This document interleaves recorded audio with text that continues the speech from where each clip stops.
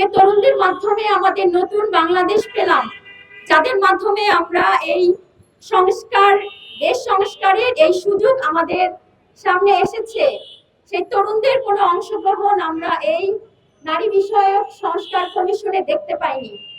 এমনকি এই সংস্কার কমিশনের যে সুপারিশমালা পেশ করা হয়েছে, এখানে জুলাই বিপ্লবে অংশগ্রহণকারী নারীদের বিষয়ে কোনো সুপারিশ বা স্বীকৃতি আমরা এখানে দেখতে পাইনি। এটি আমাদের জন্য খুবই দুঃখজনক। সেজন্য আমরা বলতে চাই, এই সংস্কার কমিশন তার সার্বজনীন গ্রহণযোগ্যতা হারিয়েছে। যে কমিশন সকল মতাদর্শ এবং সকল শ্রেণী পেশার মানুষের ইচ্ছা এবং আকাঙ্ক্ষার প্রতিফলন হয়নি, তাকে আমরা কখনোই সার্বজনীন গ্রহণযোগ্য সংস্কার বলতে পারি না। দ্বিতীয়ত, আমি যে বিষয়ের দিকে দৃষ্টি আকর্ষণ করব, এই সংস্কার কমিশন যে সুপারিশমালা পেশ করেছে, কিছু কিছু বিষয় অবশ্যই তারা পজিটিভ বলার চেষ্টা করেছে, যেমন কর্মজীবী নারীদের জন্য ডে কেয়ার ব্যবস্থা, মাতৃত্বকালীন ছুটি, অন্যান্য কিছু বিষয় উঠে এসেছে। কিন্তু দুঃখজনক হলেও সত্য, এই ভালো কিছু বিষয় তাদের বিতর্কিত বিষয়ের জন্য কখনোই আলোর মুখ দেখবে না। কারণ তাদের বিতর্কের যে অংশগুলো এটা এত বেশি, এর আড়ালে আসলে এই ভালো দিকগুলো হারিয়ে যাবে। এবং আমার কাছে মনে হয়েছে তাদের এই বিতর্কিত বিষয়গুলোর কারণে নারীদের প্রকৃত যে সমস্যা তার সমাধানের পথকে তারা রুদ্ধ করে দিয়েছে। এবং এখানে যে উল্লেখিত বিষয়গুলো আপনারা দেখছেন, এখানে অনেক বেশি বিতর্কের সৃষ্টি করেছে। প্রথমত যদি আমরা বলি, তারা এখানে সম অধিকারের বিষয় বলেছে, অথচ আমরা জানি যে 90% মুসলিম নারী যে দেশে, সেখানে ইসলামী যে আইন, একজন মৃত ব্যক্তির সম্পত্তিতে তার পিতামাতা, তার সন্তান, তার বিধবা স্ত্রী যে সম্পত্তি পাবে, আমরা এখনো সেই অধিকার নিশ্চিত করতে পারিনি। সেখানে নতুন একটা ইস্যু তৈরি করে নারীর যে প্রাপ্য অধিকার, সেখান থেকেও নারীকে প্রকৃত অর্থে বঞ্চিত করা হয়েছে। আমাদের অবশ্যই মুসলিম আইন অনুযায়ী যে নারীর প্রাপ্য অধিকার, প্রথমে সেই অধিকার নিশ্চিত করা প্রয়োজন ছিল। আমরা এখানে দেখেছি যে শিরিন পারভীন হক বলেছেন, তিনি ধর্মকে পুরোপুরি উপেক্ষিত করেছেন। এবং একটি প্রশ্নের জবাবে তিনি এটিও বলেছেন যে প্রত্যেকে যার যার মূল্যবোধ অনুযায়ী আইন প্রণয়ন করতে পারে, যারা কোনো ধর্মের অনুসারী না বা কোনো মতাদর্শের অনুসারী না, তাদেরকে নিয়ে তিনি এই সংস্কার প্রস্তাবনা দিয়েছেন। আমার প্রশ্ন, এই সংখ্যা আমাদের দেশে কত পার্সেন্ট? তার কোনো সঠিক পরিসংখ্যানও তারা সংস্কার কমিশনের সুপারিশমালায় দিতে পারেনি। কোনো ধর্মকে অনুসরণ করে না এমন নারী আমাদের দেশে খুবই কম সংখ্যক, যাকে আসলে কোনো শতকরায় প্রকাশ করা হয়তো তাদের পক্ষে সম্ভব হয়নি। আমাদের দেশের নারীরা স্বভাবতই ধর্মভীরু। 90% মুসলিম ছাড়াও আমরা দেখি এখানে হিন্দু, খ্রিস্টান, বৌদ্ধ প্রত্যেকে তার ধর্মকে অনুসরণ করে। এজন্য এখানে ধর্মকে উপস্থিত করার কোনো সুযোগ নেই। আমাদের এখানে আমরা দেখতে পাচ্ছি নারী সংস্কার কমিশনের এখানে কোনো ইসলামিক স্কলার ছিল না। এমনকি ইসলামিক ছাড়াও অন্যান্য ধর্মের যে স্কলার, সেটাও আমরা এখানে দেখতে পাইনি। বেশিরভাগ সদস্যই ছিল উন্নয়ন সংস্থা, এবং তারা কিন্তু কোনো বিশেষ যে গবেষক তাদের কাছ থেকেও পরামর্শ না নিয়ে তারা একটি রিপোর্ট উপদেষ্টার কাছে হস্তান্তর করেছে। এই সংস্কার প্রস্তাবনায় আমরা আরেকটি বিষয় দেখতে পাই যে সংসদে নারীর আসন, অথচ আমরা জানি যে এ বিষয়ে আরো দুটি আলাদা সংস্কার কমিশন রয়েছে, তারা কিন্তু অন্য একটি নির্দিষ্ট সংখ্যা দিয়েছে। তাহলে নারী সংস্কার কমিশন যে 600 আসনের কথা বলছে, সেটি অবশ্যই অন্য সংস্কার কমিশনের পুরোপুরি বিপরীত, এবং এটি একটি বিতর্কের সৃষ্টি করবে। এবং সেই সাথে আমরা আরো দেখতে পাই যেখানে বলা হয়েছে 300 আসন নারীর জন্য সংরক্ষিত রেখে বাকি যে 300 আসন, সেখানেও নারীরা নির্বাচন করতে পারবে। তাহলে এটা কিভাবে সমান আসন হয়? কারণ বাকি যে 300 আসনে নারীরা নির্বাচন করবে, সেখান থেকে তো অনেকে নির্বাচিত হবে।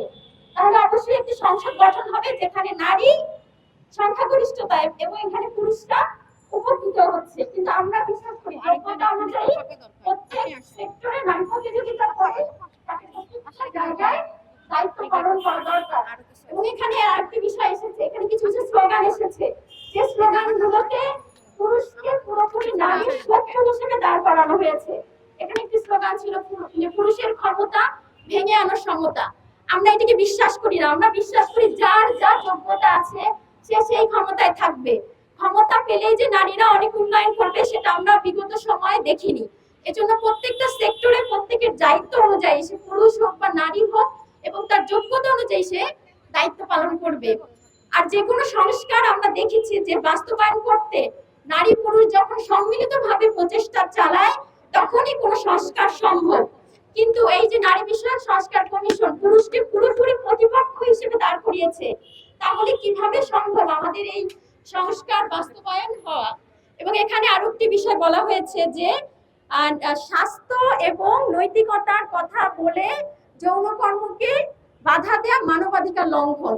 তাদের এই প্রস্তাবনা বা সুপারিশে আসলে মানবাধিকার লঙ্ঘনের সুর রয়েছে।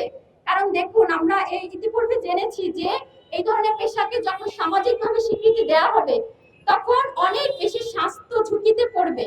স্বাস্থ্য ঝুঁকি এবং অর্থনৈতিক এবং সামাজিক যে অবক্ষয় তৈরি হবে তার মাধ্যমে আলটিমেট এমনিতেই মানবাধিকার লঙ্ঘন হয়ে যাবে। তাহলে এই যে বিপরীত যে নীতিমালা বা বিপরীত যে তাদের সুপারিশ, সেটি কখনোই গ্রহণযোগ্য হতে পারে না। আর আমরা জানি যে আসলে পেশা বলতে কি বোঝানো হয়, যে জীবিকা নির্বাহের এমন কাজ যা মানুষ স্বাচ্ছন্দ্যে বা ইচ্ছায় গ্রহণ করে, এবং যে পেশা গ্রহণ করার মাধ্যমে একজন ব্যক্তি সামাজিক অর্থনৈতিক স্বাবলম্বী হওয়ার পাশাপাশি সে সামাজিক এবং রাষ্ট্রীয় মর্যাদা লাভ করে। আমার এই কমিশনের কাছে প্রশ্ন, কখনই কি আমরা দেখেছি কোন যৌনকর্মী মাথা উঁচু করে তার পরিচয় দিয়েছে? আদৌ কি কখনো সম্ভব? এটাকে সামাজিক এবং রাষ্ট্রীয়ভাবে স্বীকৃতি দিলেও তারা কি এই পেশা গ্রহণে স্বাচ্ছন্দ্য বোধ করবে? কখনোই না। তাহলে আমরা কিভাবে এটাকে সামাজিকভাবে এবং রাষ্ট্রীয়ভাবে স্বীকৃতি দিতে পারি? বরং আমরা এটিকে পুনর্বাসনের উদ্যোগ নিতে পারি। বিশ্ব স্বাস্থ্য সংস্থার রিপোর্ট অনুযায়ী বাংলাদেশে 1 লাখ বা তার সামান্য অধিক যৌনকর্মী রয়েছে। বিপরীত দিকে 25 লাখ মাদকাসক্ত ব্যক্তি রয়েছে। তো আমরা দেখতে পাই যে 25 লাখ মাদকাসক্তদের পুনর্বাসনের জন্য সরকার এবং বেসরকারিভাবে যত ধরনের উদ্যোগ নেওয়া হয়েছে, এবং এই মাদকাসক্তি নিরাময়ের জন্য আমরা নানা ধরনের কর্মসূচি নিয়েছি, সেখানে মাত্র 1 লাখ যৌনকর্মীদের পুনর্বাসনের চিন্তা না করে বরং আমরা তাদেরকে এই সমাজে এই অনৈতিকতাকে ছড়িয়ে দেওয়ার যে পায়তারা চলছে, এটি অনেক বেশি অযৌক্তিক এবং অমানবিক। কারণ তাদেরকে পুনর্বাসন করে সম্মানজনক পেশায় আনার দাবি আসলে সেই সকল কর্মীদের নিজেদেরও।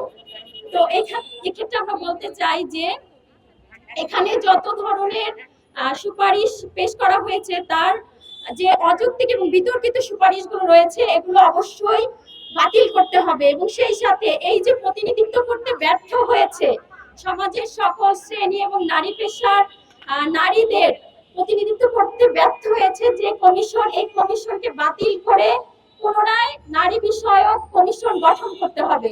আমরা আমাদের আজকের এই মানববন্ধনের মাধ্যমে সংশ্লিষ্টদের নিকট এই দাবি পেশ করছি। আশা করছি খুব দ্রুত এই বিষয়টি আমলে নিয়ে সংশ্লিষ্টরা এর বিতর্কের অবসান করবে এবং রাষ্ট্র এবং রাষ্ট্রের যে বিতর্কিত বিষয়ের মাধ্যমে রাষ্ট্রকে অস্থির করে দেয়া এবং সংস্কারকে ব্যাহত করা, এই কাজ থেকে রাষ্ট্রকে মুক্ত রাখবে।